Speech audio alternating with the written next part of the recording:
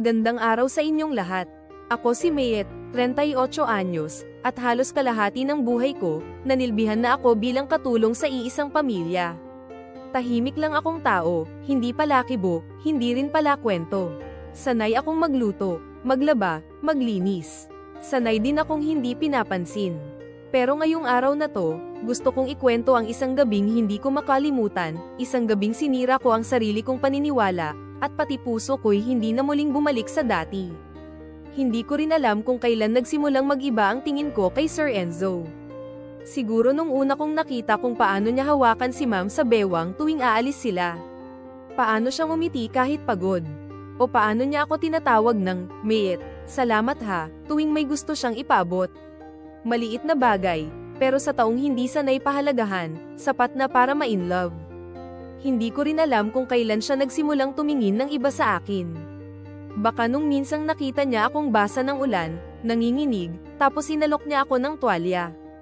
O nung napansin niyang nagkaka-migraine ako at binilhan niya ako ng gamot kahit hindi ko hiningi. Ewan, wala kaming usapang matagal, pero damang-dama ko kapag nagkakatinginan kami. Parang may lihim kaming dalawa na hindi pinangalanan. Isang gabi, umuwi siya ng lasing.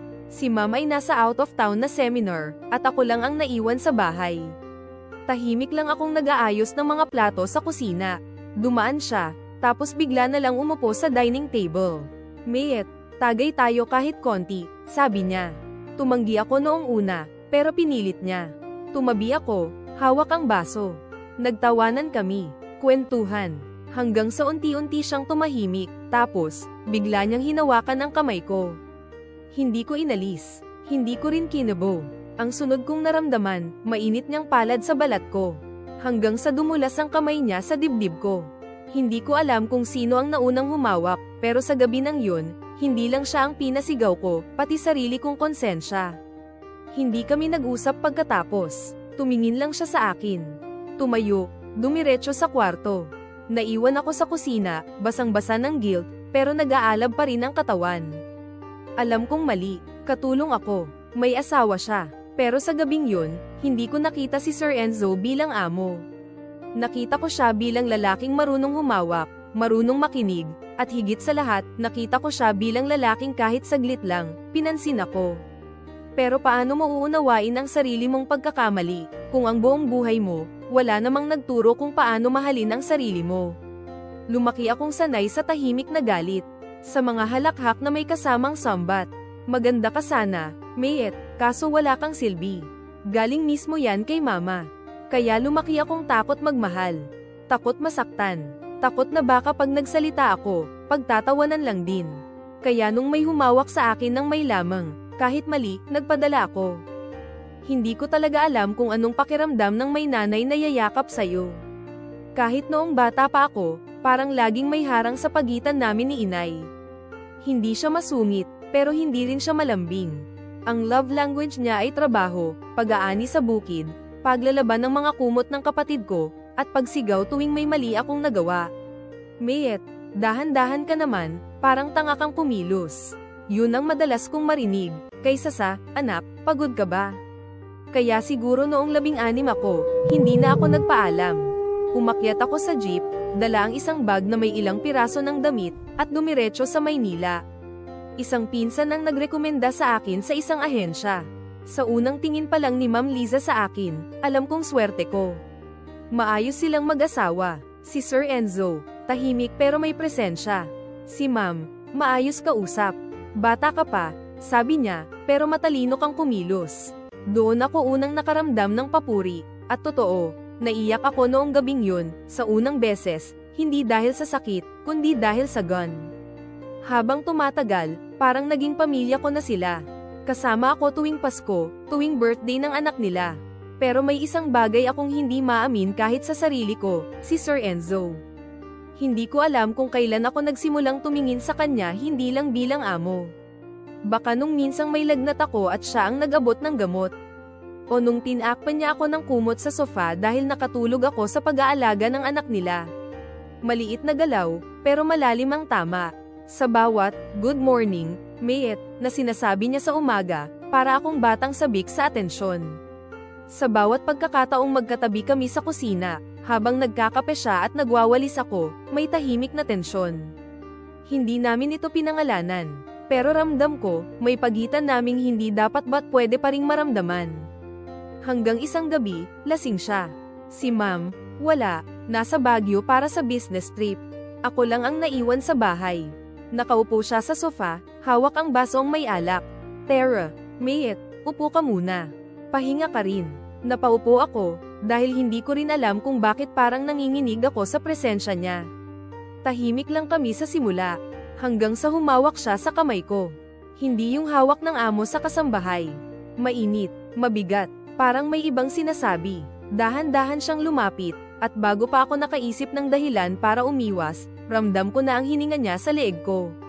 Tinitigan niya ako, pero hindi ako nagsalita. Hindi rin siya. Hindi ko matandaan kung sino ang unang humalik.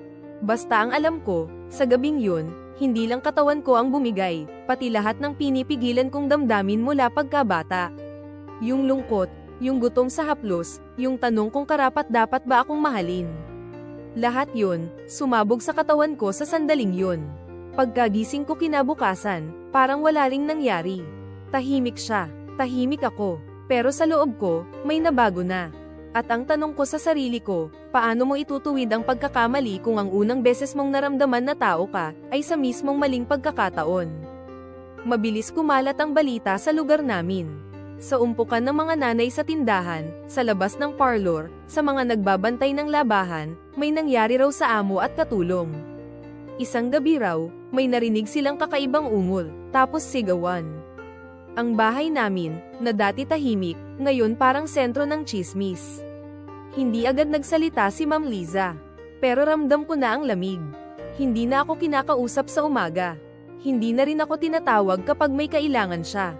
Parang naging multo ako sa sariling mundong ilang taon ko nang ginagalawan. Hanggang sa isang gabi, hinarap niya ako sa kusina. Tulog ang mga bata, si Sir nasa kwarto, tahimik lang. Si Ma'am, hawak ang cellphone, galit ang mga mata. Ano tong naririnig kong kwento, Mayet? Mahina ang boses niya, pero parang punong-puno ng asido ang bawat salita. Hindi ko alam kung anong isasagot. Hindi ako makatingin, pero hindi ko rin kayang magsinungaling. Tumango lang ako, marahan. Totoo, Ma'am, may nangyari po. Hindi ko alam kung anong inaasahan ko, galit, iyak, mura, pero ang sumunod ay isang sampal. Mainit, malutong. Parang buong pagkatao ko'y gumuho sa isang hampas. Kulang ba ang trato namin sa'yo para tradorin mo ako? Hindi ko nasagot, kasi kahit ako, hindi ko alam kung bakit ko pinayagang mangyari. Hindi ako pinilit, pero hindi rin ako tumanggi. At kahit anong paliwanag ang gawin ko, masakit pa rin yun. Masama pa rin. Tahimik si Sir. Wala siyang sinabi. Wala siyang depensa.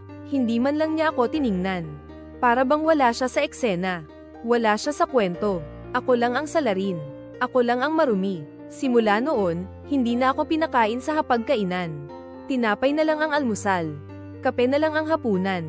Hindi na rin ako tinatawag para samahan sila sa grocery o sa birthday ng anak nila. Parang binura ako, pero hindi ako umalis. Hindi dahil gusto kong manatili. Hindi dahil umaasa akong mapatawad nila. Nanatili ako dahil may iniingatan akong lihim. 2 linggo na akong delayed.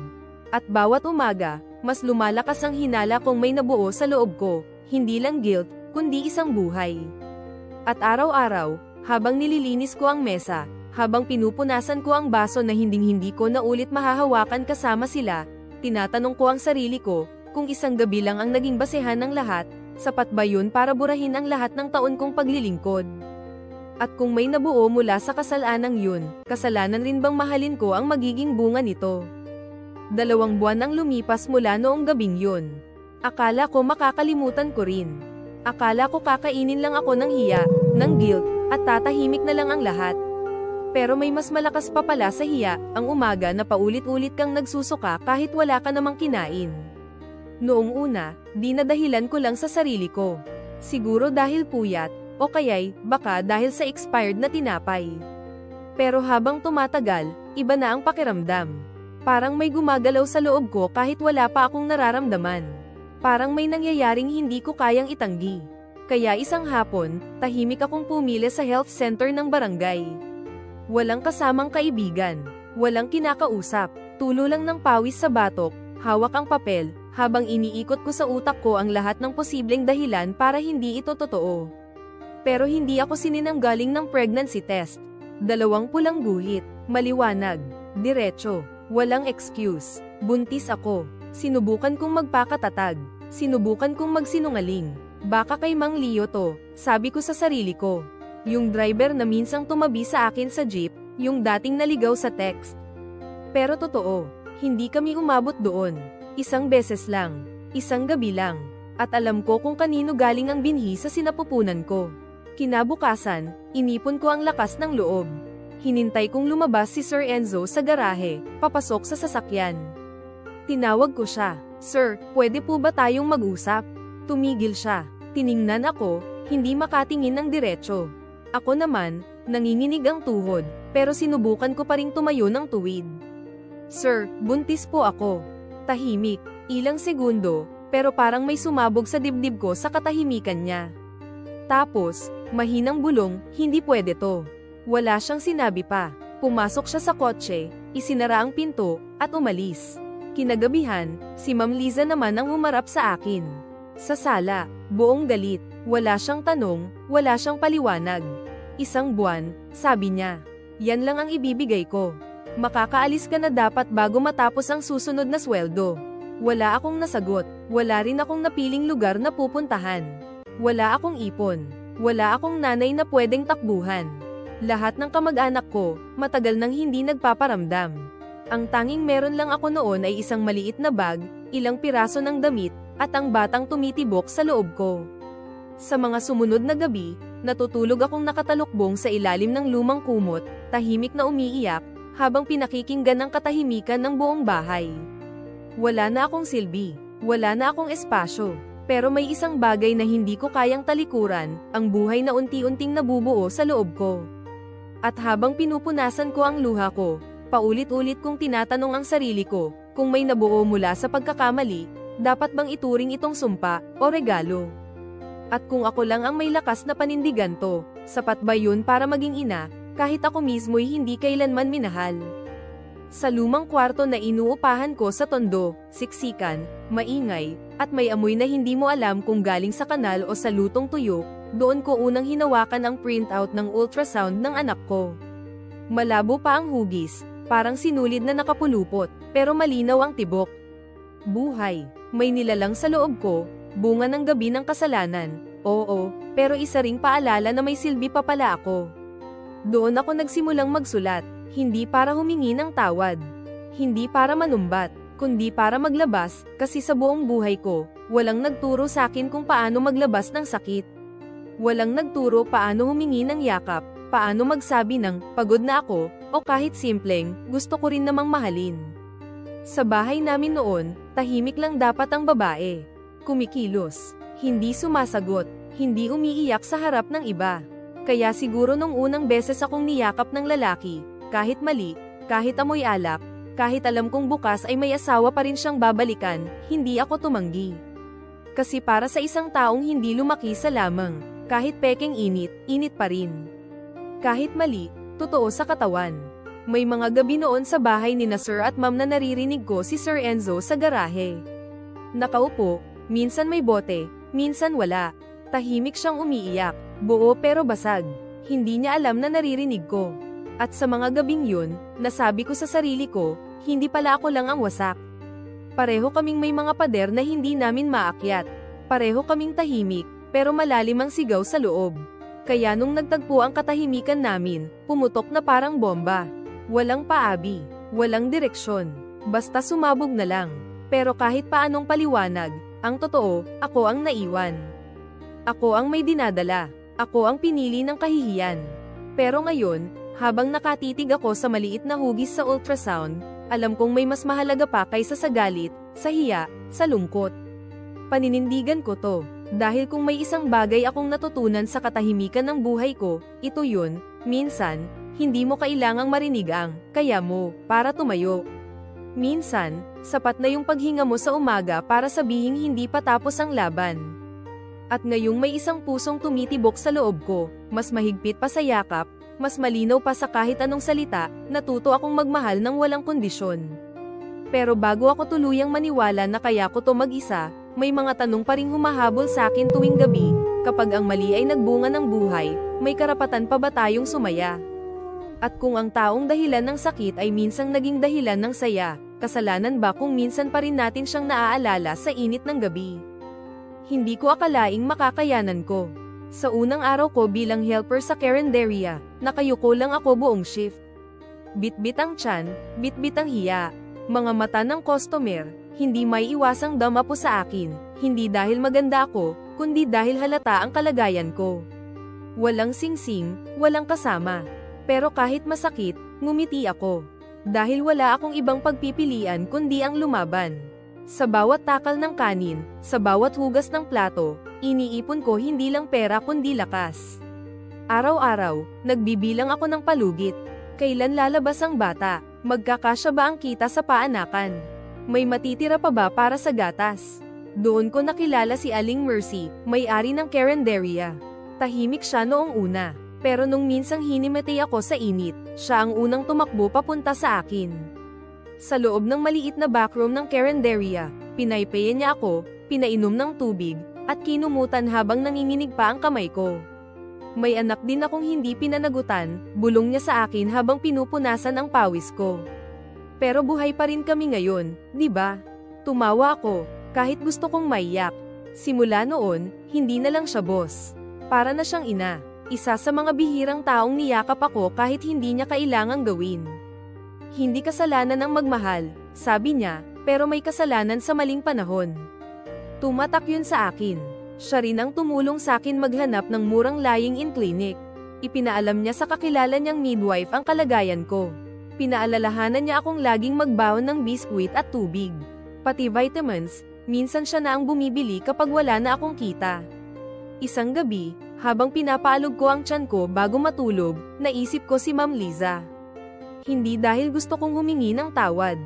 Hindi rin dahil umaasa akong patawarin pa niya ako. Naisip ko lang, kung hindi dahil sa kanya, sa pagtulak niya sa akin palabas, sa pagtaboy niyang masakit, baka hindi ko rin natutunang tumayo ng mag-isa.